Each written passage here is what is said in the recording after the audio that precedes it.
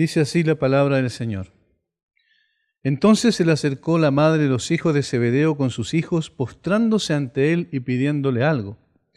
Él le dijo, ¿qué quieres? Ella le dijo, ordena que en tu reino se sienten estos dos hijos míos, el uno a tu derecha y el otro a tu izquierda. Entonces Jesús, respondiendo, dijo, no sabéis lo que pedís. ¿Podéis beber del vaso que yo he de beber y ser bautizados con el bautismo con que yo soy bautizado? Y ellos le dijeron, podemos. Él les dijo, a la verdad de mi vaso beberéis y con el bautismo con que yo soy bautizado seréis bautizados. Pero el sentaros a mi derecha y a mi izquierda no es mío darlo, sino aquellos para quienes está preparado por mi Padre. Cuando los 10 oyeron esto, se enojaron contra los 2 hermanos. Entonces Jesús, llamándolos, dijo, sabéis que los gobernantes de las naciones se enseñorean de ellas, y los que son grandes ejercen sobre ellas potestad.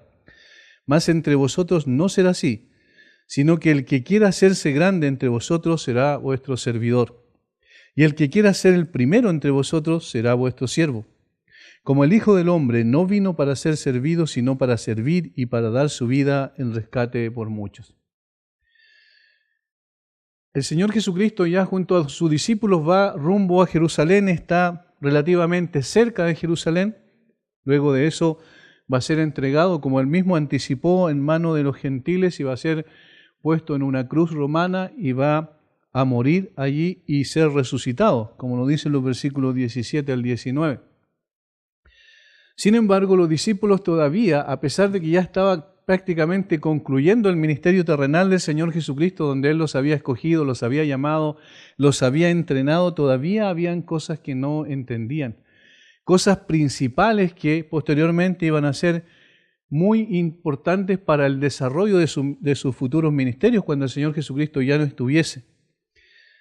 Y una de las cosas que ellos no entendieron, porque en más de una ocasión el Señor Jesucristo le habló al respecto, era que no buscaran grandeza, que era justamente uno de los problemas casi naturales en el corazón humano. Creo que no hay persona en el mundo que no busque grandezas, que no busque preponderancia, que no busque preeminencia. La mayor parte de las personas en la tierra está siempre tratando de alguna manera de ser reconocido por los demás. Y esto que está en el corazón humano también está, por supuesto, aún en aquellos que por la gracia de Dios hemos sido redimidos. No se trata simplemente de la gente sin Cristo, sino se trata también de aquellos que sí han creído en el Señor. Y esto es lo que pasó con los discípulos. Los discípulos ya creían en el Jesús, ya había Pedro dicho que Jesús era el Cristo, el Hijo del Dios viviente, es decir, el Mesías prometido.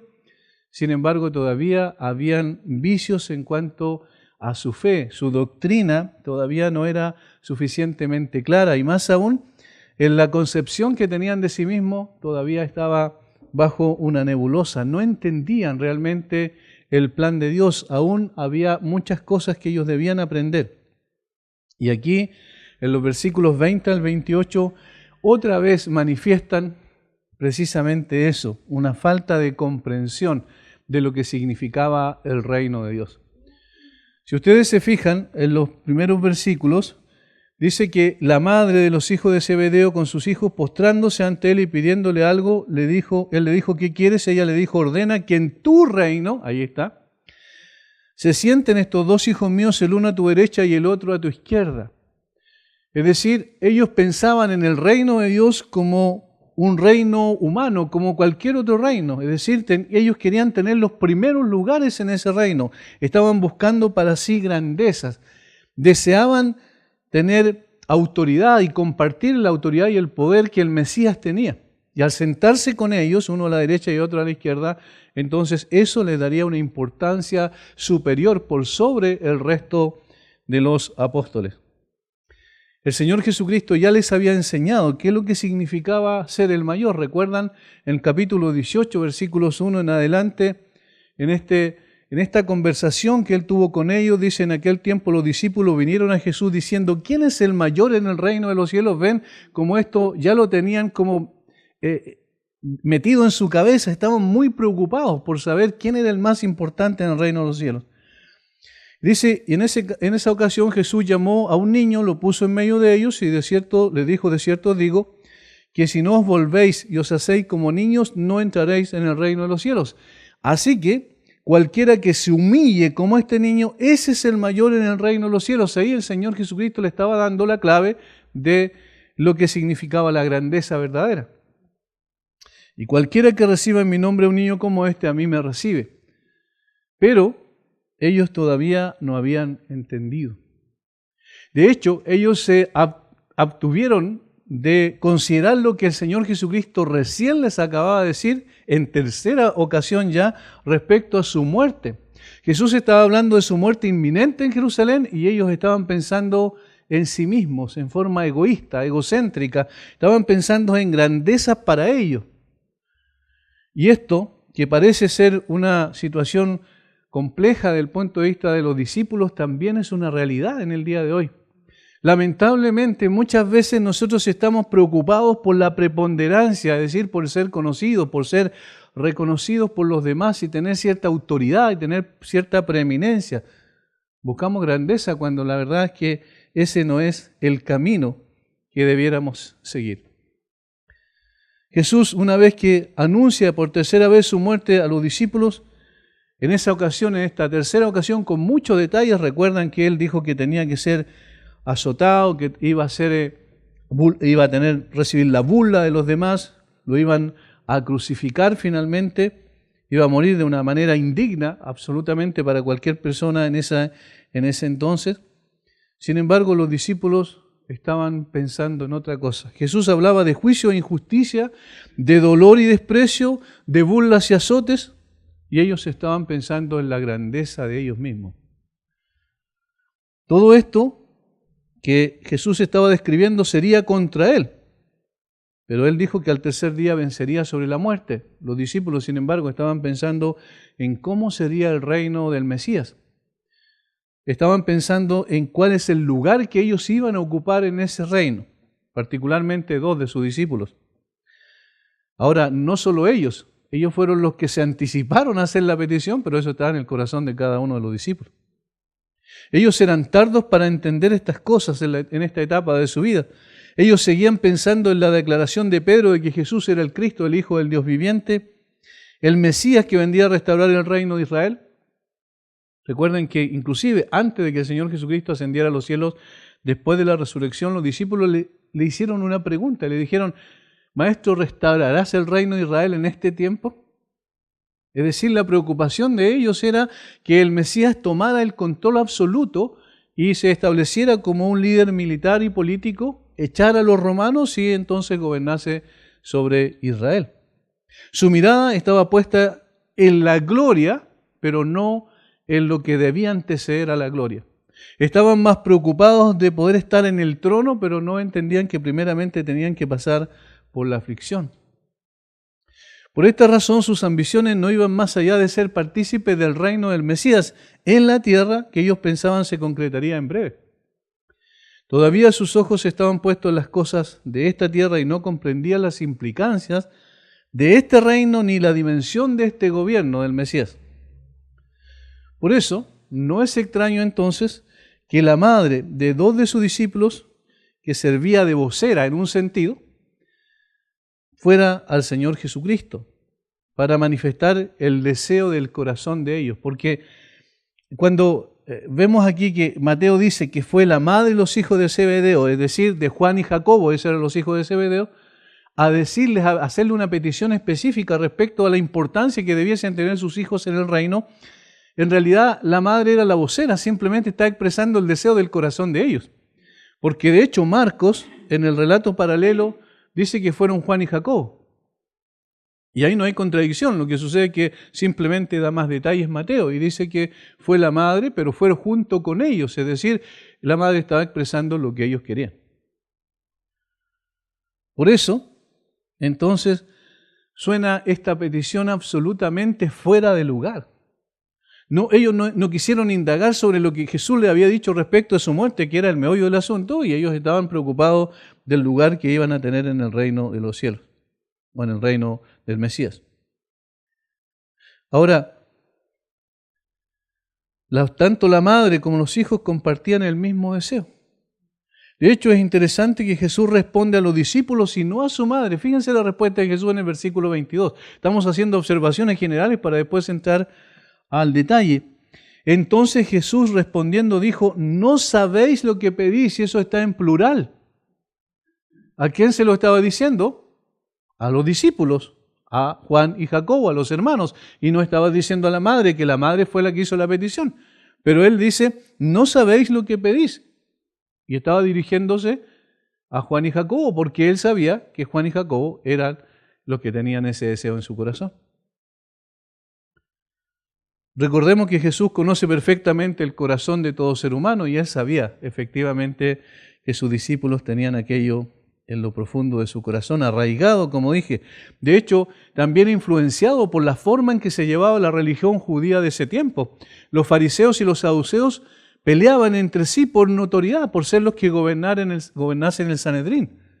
Los saduceos tenían una relación con los gobernantes, es decir, eran puestos inclusive por los gobernantes y políticamente ellos tenían el control a través de esa alianza que hacían. Por tanto, había un poder ahí, o sea, una lucha por el poder. Entonces los discípulos tenían ese concepto también en su cabeza y pensaban que el reino del Mesías tenía que ser más o menos similar, en el fondo, como un reino terrenal. Pero no entendían la esencia del reino del Mesías ni tampoco la implicancia. Otra observación interesante respecto de la identidad de la madre de los hijos de Zebedeo. Esto es interesante, lo vamos a ver a través de algunos versículos. La mayoría de los teólogos concuerda que lo más probable es que a través de juntar los relatos que hacen los diferentes evangelistas nos encontramos con algo que podemos descubrir respecto a la identidad de la madre de los hijos de Zebedeo. Así lo describe Mateo. Entonces se le acercó la madre de los hijos de Zebedeo.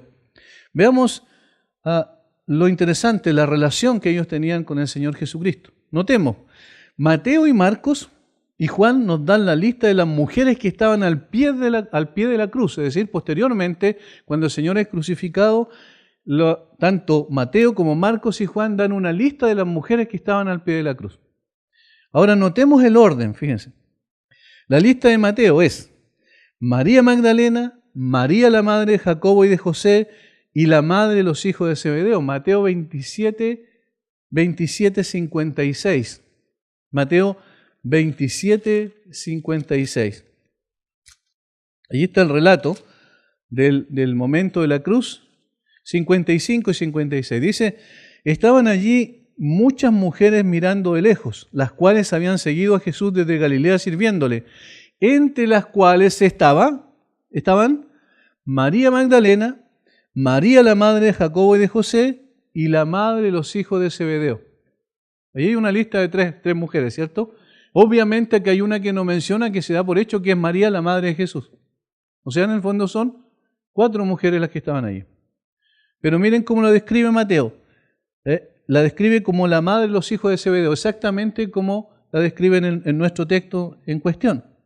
La segunda lista, la lista de Marcos, es María Magdalena, María la madre de Jacobo el menor y de José y Salomé. Marcos 15, 40. Marcos 15, 40. También había algunas mujeres mirando de lejos, entre las cuales estaba María Magdalena, María la madre de Jacobo el menor y de José y Salomé. Otra vez, la lista es exactamente igual, pero aquí descubrimos cuál es la identidad de la madre de los hijos de Zebedeo. ¿Cuál es? Salomé, así se llamaba.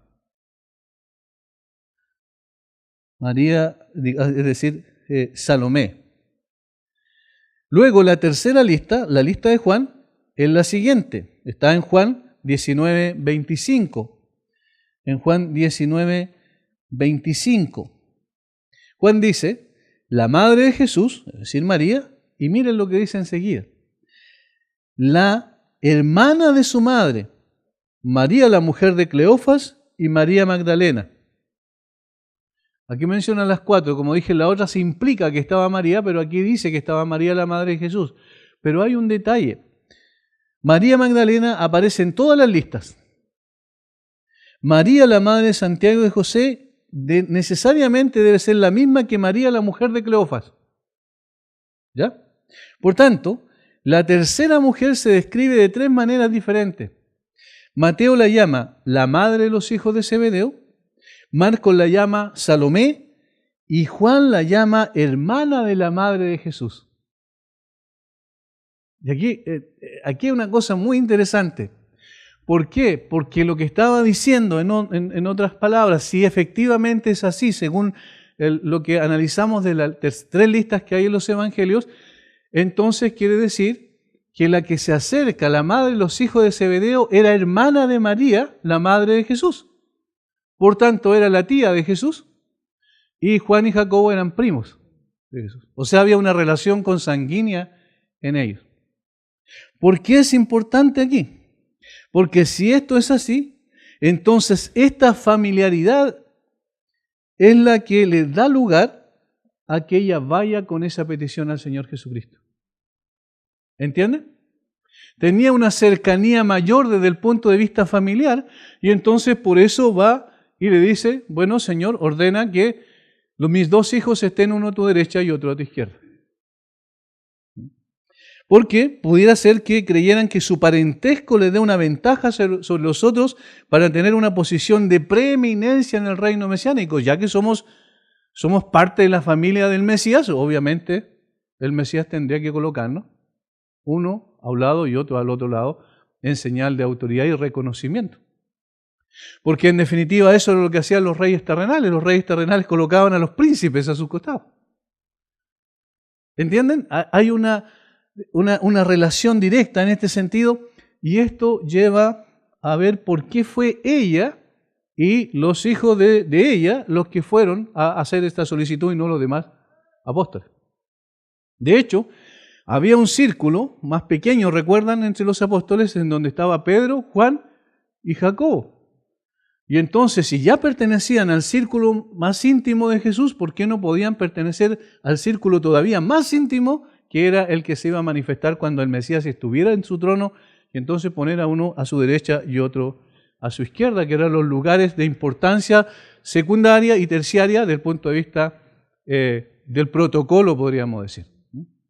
Por tanto, esto es interesante como observación general porque nos ayuda también a poder ver que ellos pensaban que tenían una cierta ventaja sobre los demás por el hecho de ser familiares del Señor Jesucristo. Hechas estas consideraciones, entraremos al texto para examinarlo más en detalle.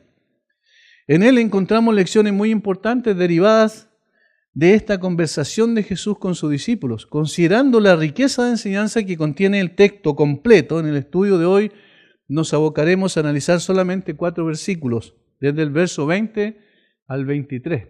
Yo no quiero ir muy rápido porque es tan importante la enseñanza que se desprende, quizás es una de las que nos da lecciones para el día de hoy y particularmente para nuestro ego, lecciones muy importantes que necesitamos aprender. Leamos entonces del versículo 20 al 23, ahora de forma más acotada del texto. Entonces se le acercó la madre de los hijos de Zebedeo con sus hijos, postrándose ante él y pidiéndole algo. Él le dijo, ¿qué quieres? Ella le dijo, ordena que en tu reino se sienten estos 2 hijos míos, el uno a tu derecha y el otro a tu izquierda. En otras palabras, ordena que mis hijos sean grandes en el reino de los cielos. Ordena que mis hijos tengan un papel preponderante de preeminencia en el reino del Mesías. Ella estaba buscando eso. Y también ellos, por supuesto. Y esto es lo primero que vamos a ver. El primer punto es, la búsqueda de la grandeza revela el corazón de los seguidores de Jesús.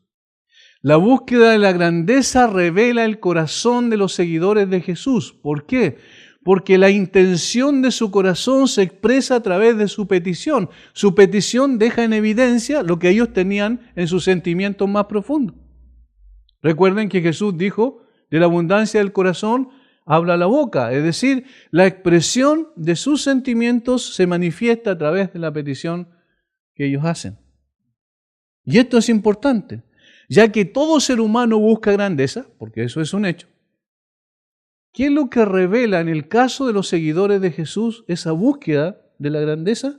Versículos 20 y 21 lo va a decir a través de la petición de ella y de los hijos de ella.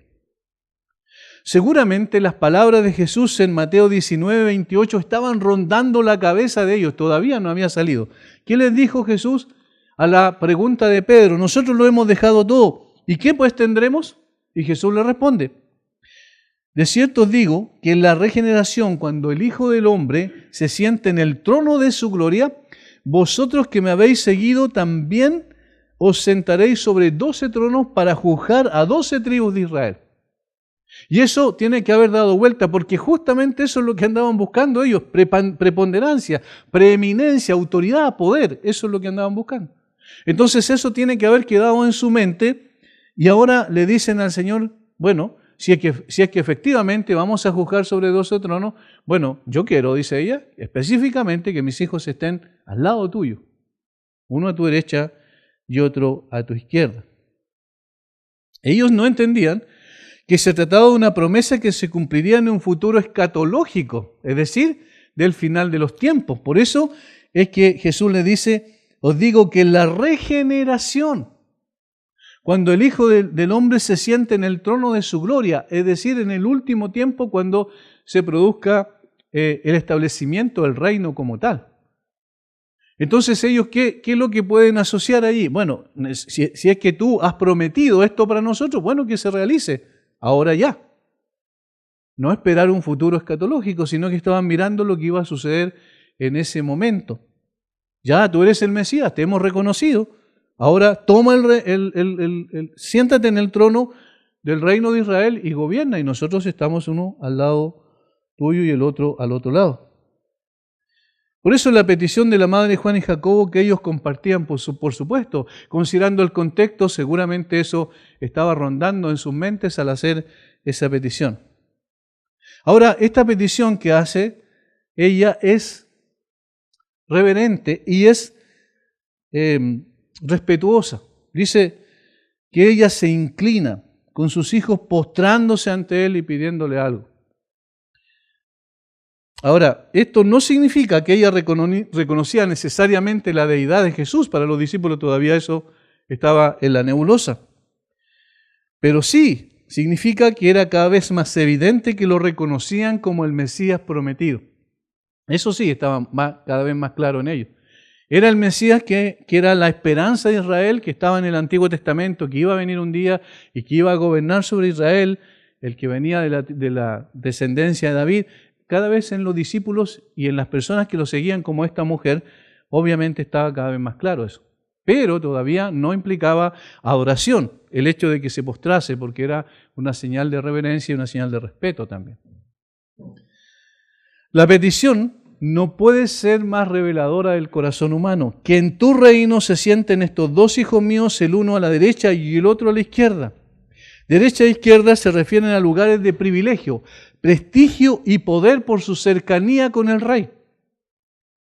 Miren, se refieren a lugares de privilegio, prestigio y poder. Ellos andaban buscando eso, ellos anhelaban eso, ellos deseaban sinceramente que estuviesen en esa posición con el propósito de ser reconocidos y tener el privilegio de estar al lado del rey Mesías. Recién Jesús acaba de reiterar que debía sufrir, morir y resucitar en Jerusalén. Sin embargo, la petición no tiene ninguna relación con esto,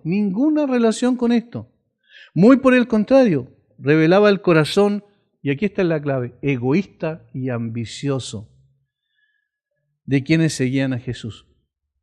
¿Qué es lo que revela la búsqueda de la grandeza? Un corazón egoísta y ambicioso. Ambicionaban tener poder y egoísta. ¿Por qué? Porque los otros 10 tenían el mismo derecho, entre comillas, de estar en esa condición o en esa posición. Pero a ellos no les importan los otros 10, ellos están pensando en sí mismos y eso es egoísmo.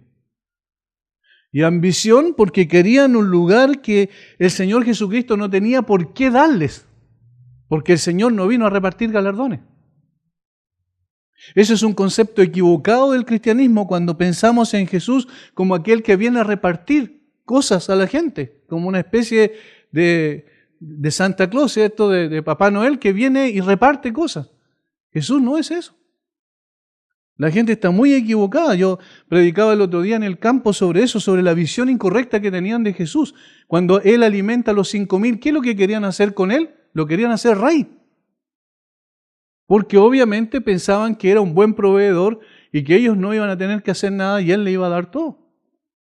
Y por eso el Evangelio de la Prosperidad prende tanto, porque le ofrece a la gente justamente eso.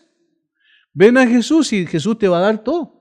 Siembra la semilla y entonces vas a tener prosperidad. Eso es un concepto equivocado. Y estos discípulos y todos los demás, porque más adelante vamos a ver que los otros 10 se enojaron contra los hermanos, pero se enojaron porque se les anticiparon nada más. Porque ellos tenían el mismo deseo de grandeza. Ahora, en ese sentido entonces, al revelar el corazón egoísta y ambicioso de quienes seguían a Jesús, es que está mostrando que todavía ellos no tenían claridad respecto al plan de Dios, al propósito de Dios, a la razón por la cual el Señor Jesucristo había venido a la tierra. Aún estaban pensando en términos de recompensas y reconocimientos personales. Pero sus ojos estaban puestos en la grandeza, pero no en el precio que se debe ganar, que se debe pagar por la grandeza. Es decir, si alguien quiere preponderancia, necesita pagar un precio, pero ellos querían preponderancia, gloria inmediatamente sin pagar el precio que se debía cancelar. Estaban pensando en la gloria, pero no en la humillación por la que debían pasar para alcanzar la gloria. Ellos querían preeminencia y no sacrificio. Y no es lo que todos tenemos en nuestro corazón. No queremos aflicción, no queremos ningún tipo de sacrificio, queremos ir inmediatamente a la gloria. Hermanos, si todavía estamos aquí en esta tierra, después de que el Señor nos salvó, es porque Él quiere hacer algo con nosotros aquí. De lo contrario, nos llevaría inmediatamente. Eso es lo que nosotros quisiéramos. De hecho, cuando vienen problemas, ¿qué es lo que tenemos en nuestra cabeza? Ojalá que el Señor viniera lo más pronto posible.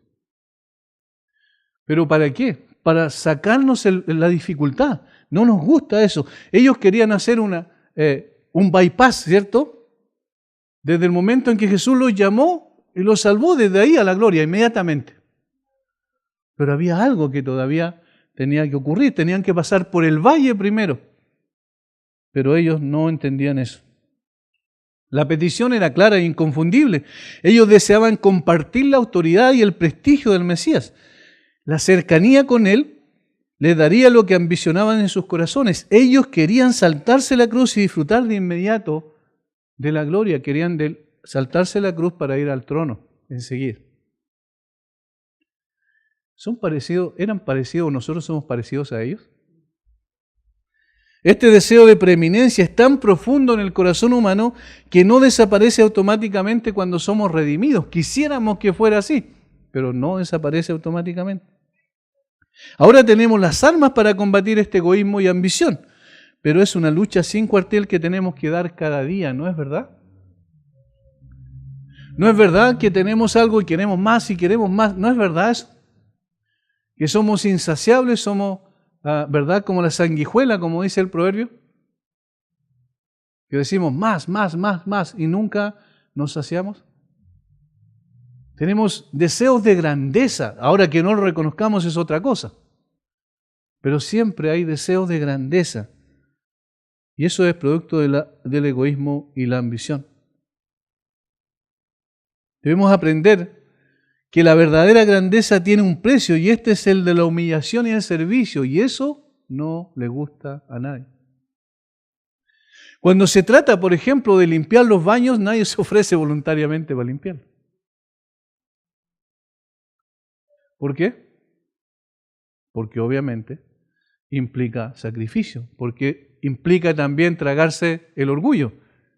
Y el orgullo es tan fuerte en nosotros que muchas veces cuesta mucho aplastarlo, cuesta mucho mantenerlo sometido.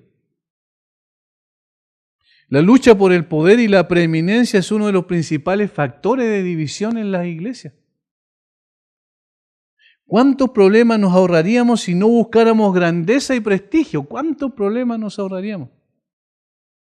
El deseo de poder se anidó en el corazón de los hijos de Zebedeo. Eso es lo que ellos querían. Su mentalidad fue expresión de sus valores. Es decir, lo que ellos manifestaban hacia afuera era lo que ellos sentían. Jesús dijo en una ocasión, yo no busco mi gloria, Juan 8:50, cuando estaba discutiendo con los discípulos. Él le dijo, yo no busco mi gloria. Imagínense, Jesús no buscaba la gloria. Es interesante que cuando Él viene a esta tierra, dice que no viene a hacer su propia voluntad, sino la voluntad del que lo envió. Siempre estaba preocupado de hacer lo que el Padre le había dado que hiciese. Y nunca estaba buscando preponderancia, al punto que cuando multitudes lo seguían, Él se volvía una y otra vez y le decía, si me quieren seguir, tienen que aborrecer a padre, madre, mujer, hijo, hermana y hermano y aún su propia vida. Tomar su cruz cada día y seguirme. Renunciar a todo lo que poseen y seguirme, o si no, no pueden ser mis discípulos. O sea, el Señor Jesucristo desalentaba a los que lo querían seguir. Porque el punto, Él no quería que la gente se fijara en Él, sino que pudiese honrar al Padre. ¿Cuál es la razón por la cual se humilló a sí mismo hasta la muerte y muerte de cruz? ¿Cómo termina diciendo finalmente ese párrafo de Filipenses 2 del 5 al 11? Particularmente el 9 en adelante, cuando dice que por lo cual Dios le exaltó hasta el sumo y le dio un nombre que es sobre todo un nombre, para que en el nombre de Jesús se doble toda rodilla, los que están arriba en los cielos, abajo en la tierra y debajo de la tierra, y toda lengua confiese que Jesús es el Señor. ¿Pero para qué? Para la gloria de Dios el Padre. O sea, el mismo Señor Jesucristo no buscó su propia gloria, tal como lo declaró en Juan 8:50. Y entonces es contradictorio que los seguidores de Jesús busquemos nuestra propia gloria, busquemos grandeza, cuando no debemos buscar grandeza. Y ellos, y la mamá, ¿cierto?, que era la portavoz de sus deseos, le dice, ordena que en tu reino se sienten estos dos hijos míos. Ordena.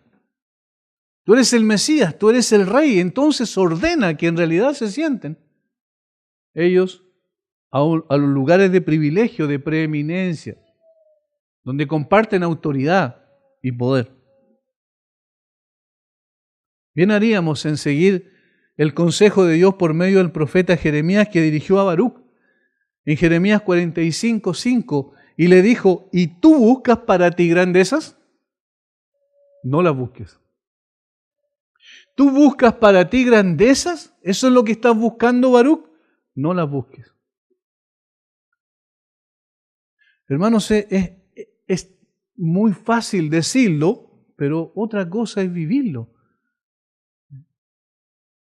Recuerdo el ejemplo de la vida de uno de los apologistas norteamericanos más importantes, Josh McDowell, de hace un tiempo atrás. Lo leí cuando estaba en el Instituto Teológico en realidad, y él decía que cuando terminó sus estudios teológicos, él salió y estaba con el teléfono al lado esperando que lo llamaran para ir a alguna conferencia, para comenzar su ministerio, alguna iglesia. Y dice que no sonaba el teléfono, pasó una semana, 2 semanas y él estaba ahí.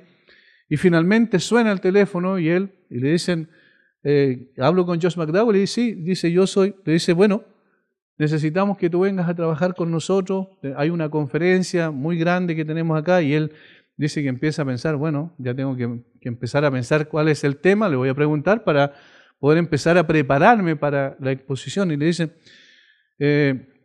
no, ven nomás, mira, aquí te vamos a decir lo que tienes que hacer. Y dice, pero no, y el tema no me lo van a decir. No, no te preocupes, sí, queremos otra cosa. Y cuando llega allá, finalmente le dicen que sea él quien reparta los sándwiches.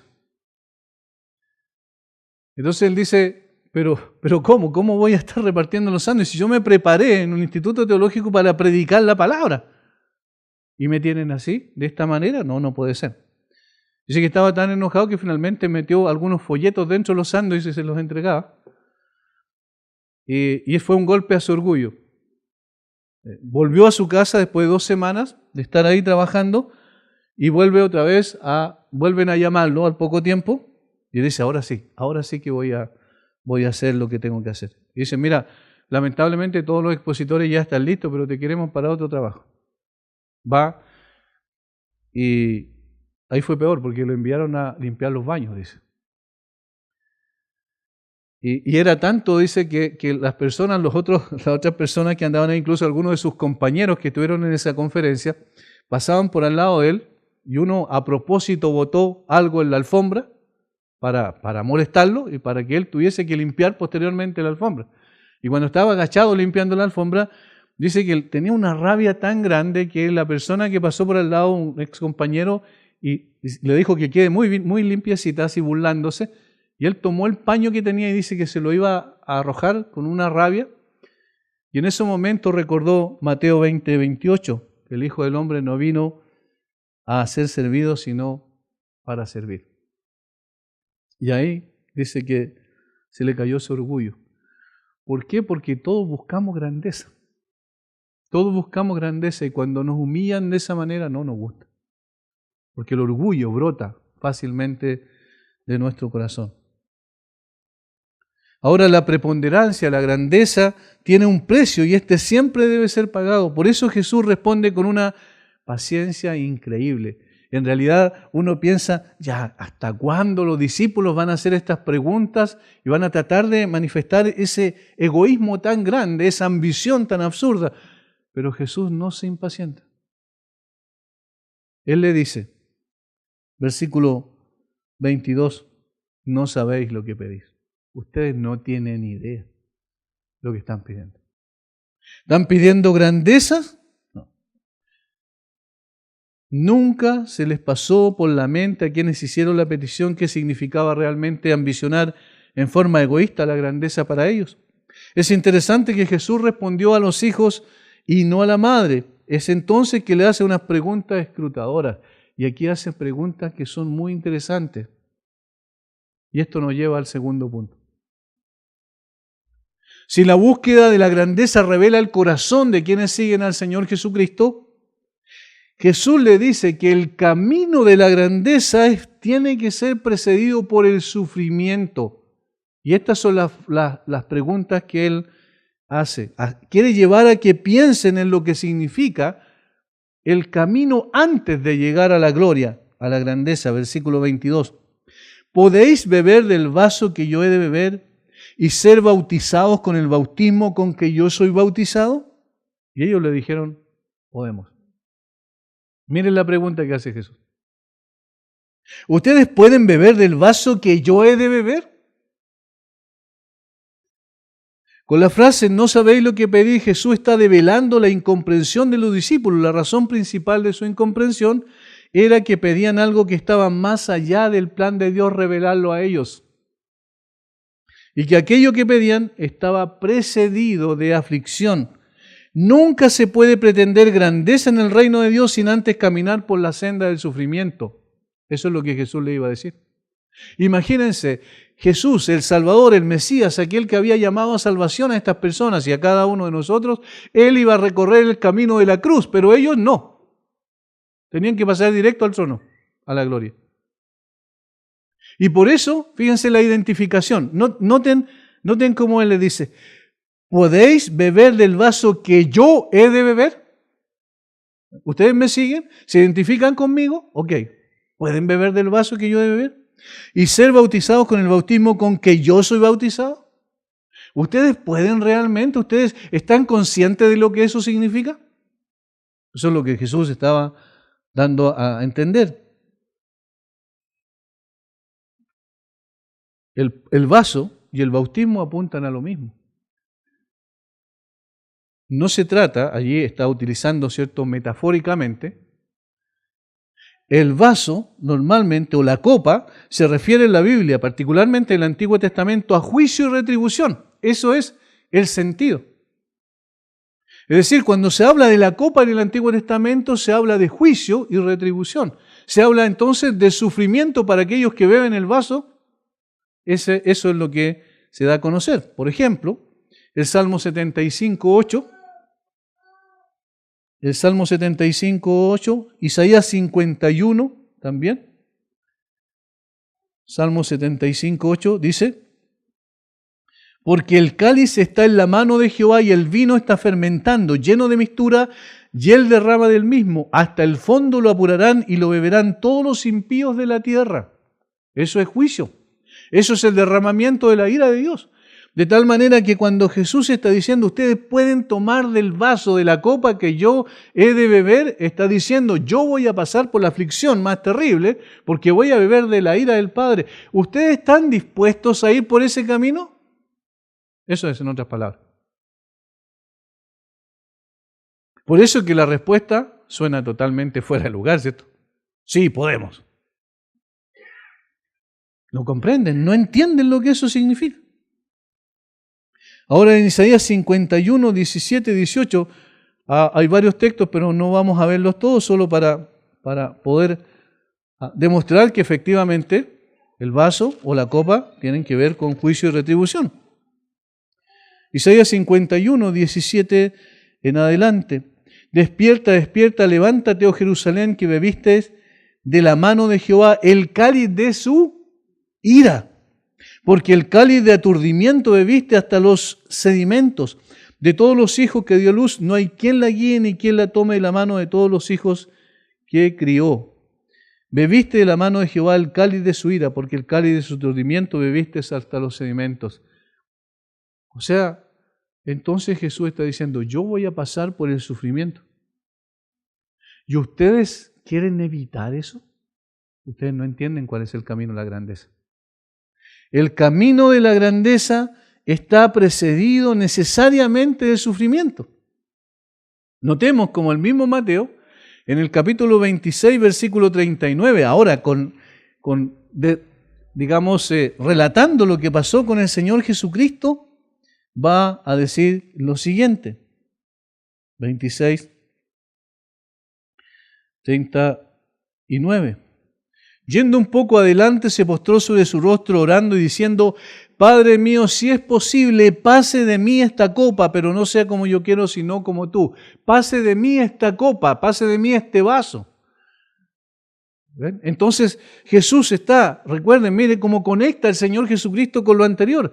Yo tengo que ir a Jerusalén, subimos a Jerusalén y el Hijo del Hombre será entregado a los principales sacerdotes y a los escribas y le condenarán a muerte y le entregarán a los gentiles para que le escarnezcan, le azoten y le crucifiquen, mas al tercer día resucitará. Yo tengo que pasar por eso. Y ustedes que son mis seguidores, que se identifican conmigo, ¿no entienden que tienen que pasar por la aflicción para llegar a la gloria? Este es el camino, no hay otro camino, no hay atajos para llegar de otra manera. Ahora, Jesús no está diciendo que ellos iban a tener que sufrir exactamente como Él sufrió bajo la ira del Padre, porque obviamente la muerte de Jesús es una muerte redentora, es una muerte expiatoria de aquellos que iban a creer en Él. Por tanto, no es el mismo tipo ni tampoco las mismas implicancias. Pero ¿qué estaba diciendo Jesús entonces? Que ellos tenían que caminar por la senda del sufrimiento porque ese era el único camino que conduce a la grandeza. ¿Quieren ser grandes? Perfecto. Vayan por aquí. Por eso Jesús dice que ustedes no saben lo que piden. No sabemos lo que pedimos, dijo Matthew Henry, cuando pedimos la gloria de usar la corona y no gracia para soportar la cruz en nuestro camino hacia ella. Repito, dice, no sabemos lo que pedimos cuando pedimos la gloria de usar la corona, eso es lo que estaban pidiendo los discípulos, y no gracia para soportar la cruz en nuestro camino hacia ella. Porque el camino del Señor dijo que la puerta era angosta y dijo que el camino también, ¿cierto? Era estrecha el camino. Por tanto, es todo lo contrario a lo que ofrecen en el día de hoy estos comerciantes de la fe. El camino de Cristo es un camino estrecho, porque está precedido por la cruz. Y entonces nosotros cuando entramos a tener una relación con Él, tenemos que estar conscientes de que eso significa la grandeza. Para llegar a la grandeza, que es la gloria, ¿verdad? Hay que pasar primeramente por la cruz. La copa del sufrimiento para Jacobo y Juan fue diferente, sí, es verdad. Jacobo fue muerto en el año 44 después de Cristo aproximadamente por Herodes, que está ahí relatado en Hechos capítulo 12, versículo 2. Recuerden cuando lo traspasó a espada y tenía listo para también matar a Pedro, ¿recuerdan? Y Pedro fue liberado de la cárcel. Para él fue un martirio, fue un mártir, pasó por la aflicción y murió. Pero Juan fue el último de los apóstoles, así como Jacobo fue el primero de los apóstoles en morir, Juan fue el último de los apóstoles en morir. Es decir, el primero, y miren lo irónico, ellos pedían grandeza, estar uno al lado de Jesús y el otro al otro lado. Y Jesús, en su plan perfecto, estableció que Jacobo fuera el primero que muriera como mártir y Juan, el otro hermano, fuera el último que muriera. Y no como mártir, porque Juan murió de muerte natural según la tradición. Ahora, ¿qué nos enseña esto? Que ambos sufrieron, pero de forma distinta. Y esto es importante. Cuando la Biblia dice que en el mundo tendréis aflicción, cuando la Biblia dice que va a padecer persecución aquel que realmente es fiel al Señor Jesucristo, lo que está diciendo no necesariamente es que todas estas cosas o cada una de estas cosas van a suceder. Cada uno va a pasar por aflicción, pero de forma distinta. Jacobo fue martirizado, fue muerto recién en el 44 después de Cristo, cuando recién estaba empezando a nacer la iglesia y expandiéndose, y Juan fue al final. Pero recuerden, si ustedes leen el libro de los Hechos, ¿qué van a ver? A Juan y Pedro, siendo los portavoces de los demás. ¿Y qué es lo que ocurrió con ellos primero? Los amenazaron, que no hablaran más en el nombre. Después los azotaron, ¿recuerdan? Después los encarcelaron. De tal manera que Juan también desde el principio comenzó a saber lo que significaba el camino de la grandeza. Es como si Jesús le dijera, ¿quieren grandezas? Perfecto, ustedes van a ir por este camino. Y finalmente, recuerden lo que pasó con Juan, fue deportado a la isla de Patmos. Apocalipsis 1:9. Ahí está, finalmente, cuando escribe el último libro de la Biblia, que es el de la consumación del plan de Dios, lo que está diciendo, lo que está expresando, lo que pasó con Juan y Jacobo, que todos tenemos que pasar por ese valle, pero no todos de la misma manera. Ahora, ¿quién dice cómo? El Señor. Mientras unos serán muertos como mártires, como ocurre en el día de hoy en los países musulmanes, otros lucharán toda su vida con el pecado y las aflicciones que significa para una persona que desea honrar a Dios. ¿No es verdad? Nosotros no estamos en una zona en donde padecemos como mártires, pero luchamos todos los días con nuestro pecado, con el mismo egoísmo que trata de imponerse siempre, con aquellas cosas que están en nuestro corazón y que en vez de honrar a Dios, en realidad lo deshonran. Las pasiones que combaten contra el alma, como dice Pedro. Alguien escribió que una vez encontró una moneda romana con la efigie de un buey. Y el buey estaba entre dos cosas, un altar y un arado. Y la inscripción decía, dispuesto para cualquiera de los dos. El buey tenía que estar listo ya fuera para el momento supremo del sacrificio en el altar o para la larga labor de arado en la granja. Y ahí tenemos el ejemplo de Jacob, por un lado, que fue sacrificado, y luego de Juan. Beber la copa, dijo Barclay, quiere decir sencillamente seguir a Cristo donde quiera que Él guíe y ser como Él en cualquier situación que la vida nos presente. Eso es beber la copa, eso es ser bautizados con Él. Porque nos identificamos con su muerte cuando nos bautizamos, ¿no es así? Ahora, no solo debemos identificarnos desde el punto de vista simbólico, sino real. Y cuando nos identificamos con el Señor en forma real, entonces necesariamente vamos a tener consecuencias. Porque todo el mundo está pensando de otra manera y va en la dirección opuesta. Es igual como el salmón, que cuando va, siempre nada, cuando vuelve al lugar donde va a desovar, nada contra la corriente. Y finalmente llega deformado, sin escamas, al lugar donde hace lo que tiene que hacer, desovar, reproducirse y finalmente muere. El creyente siempre va contra la corriente y por eso es que es complejo, por eso es que es difícil. Y entonces ellos querían saltarse eso.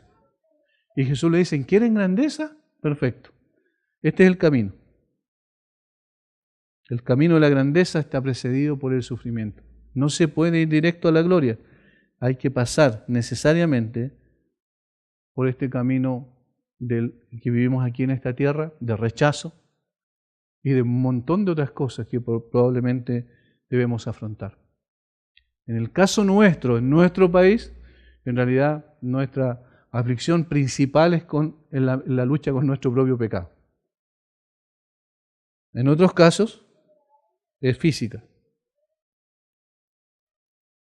No existe grandeza si primero no bebemos la copa de la aflicción. No hay gloria sin sufrimiento, no hay trono sin cruz. Ese es el ejemplo sublime del Señor Jesucristo. Por eso después va a terminar con el versículo 28. ¿Cómo? El Hijo del Hombre no vino para ser servido, sino para servir y para dar su vida en rescate por muchos. Es decir, va lo que el Señor Jesucristo está diciendo, miren, este es el camino. Ahora no solo se los enseño, sino que yo lo voy a recorrer.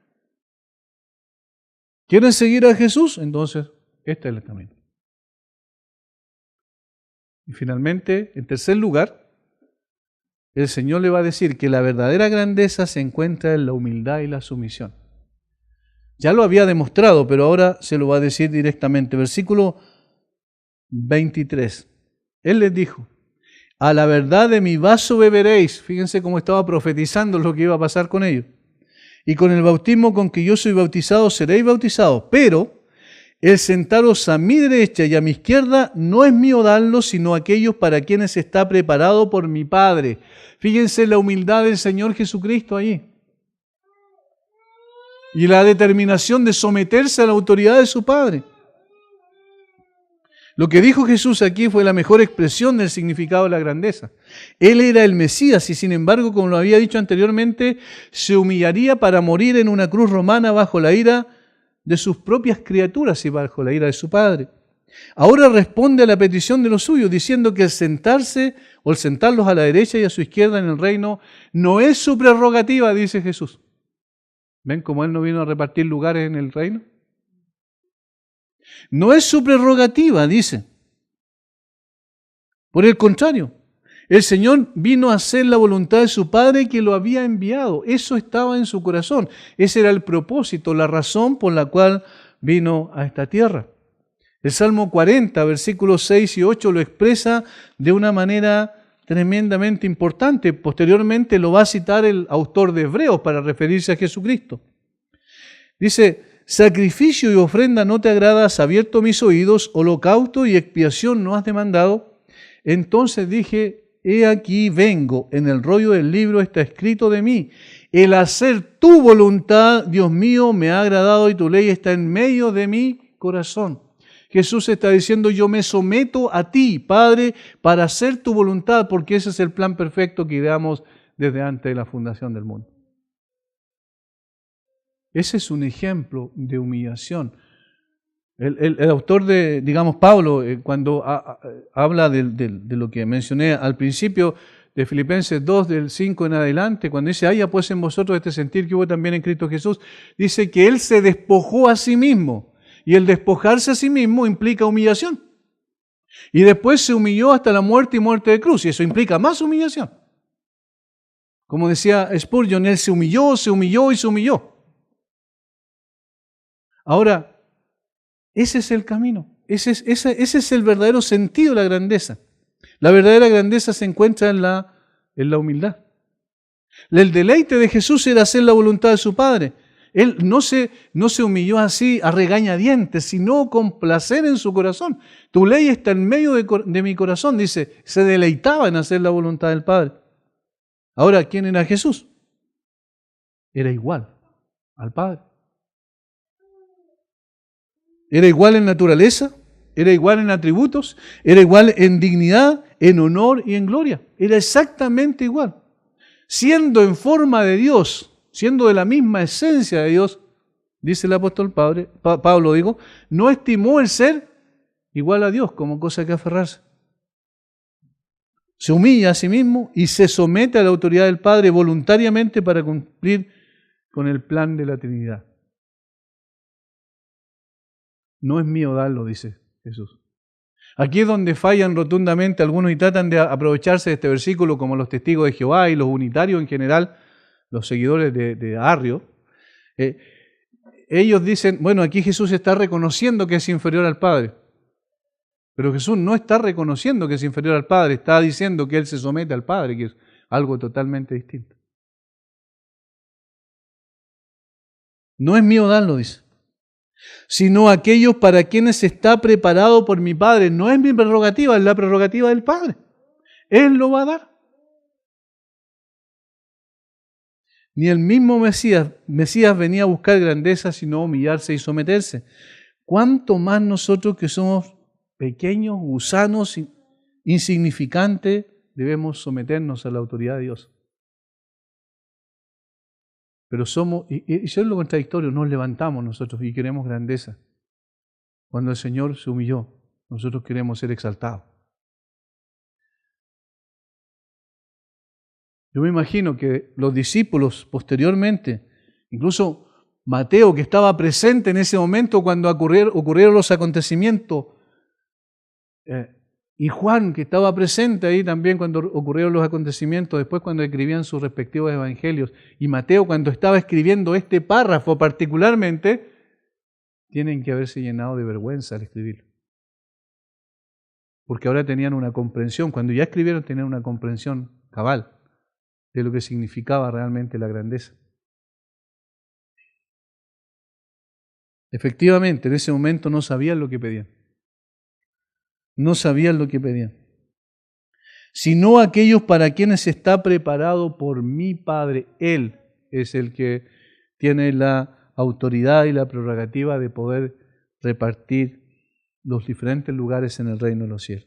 La verdadera grandeza se encuentra en la humildad y la sumisión, pero nosotros tenemos en contraste en la sociedad que dice que la verdadera grandeza se encuentra en el otro lado, es decir, se encuentra en ser importante, en ser poderoso, en tener autoridad, en tener preeminencia. Pero en el reino de los cielos los valores son distintos, están al revés. El que quiera hacerse grande será vuestro servidor. Más adelante lo va a decir. Inclusive utiliza una palabra primero diácono, versículo 26, más entre vosotros no será así, sino que el que quiera hacerse grande entre vosotros será vuestro servidor, vuestro diácono, el que les sirve. Y el que quiera ser el primero entre vosotros será vuestro siervo y vuestro dulos, vuestro esclavo. Eso es lo que está diciendo. O sea, el camino de la grandeza, digamos, el verdadero carácter de la grandeza se encuentra en la humildad y la sumisión. Entonces, Jesús está diciendo, en otras palabras, si quieren grandeza, tienen que pasar primero por la aflicción. Estas tres cosas, para resumir, la búsqueda de la grandeza revela el corazón de los seguidores de Jesús, porque el que busca grandeza es porque no ha entendido realmente lo que está pidiendo. Y el camino de la grandeza está precedido por el sufrimiento. Eso es lo que significa en realidad la grandeza. ¿Quieres grandeza? Bueno, anda por el camino de la aflicción. Y en tercer lugar, la verdadera grandeza se encuentra en la humildad y la sumisión. Es decir, el carácter de la grandeza es esto. Hermanos, qué parecidos somos a los discípulos nosotros. Teniendo toda la revelación, ellos no lo tenían todo. Estaban con Jesús, sí, pero no tenían toda la revelación como nosotros la tenemos hoy día. Y sin embargo actuamos como ellos y peor que ellos probablemente en muchos casos. Necesitamos aprender del Señor y a no buscar grandeza, sino buscar servir al Señor. Y el último, ¿cierto? El más pequeño, el más insignificante para los hombres va a ser el más importante para Dios. Porque la escala de valores y de orden que tiene Dios es totalmente distinta a lo que tenemos nosotros. Padre, te damos gracias.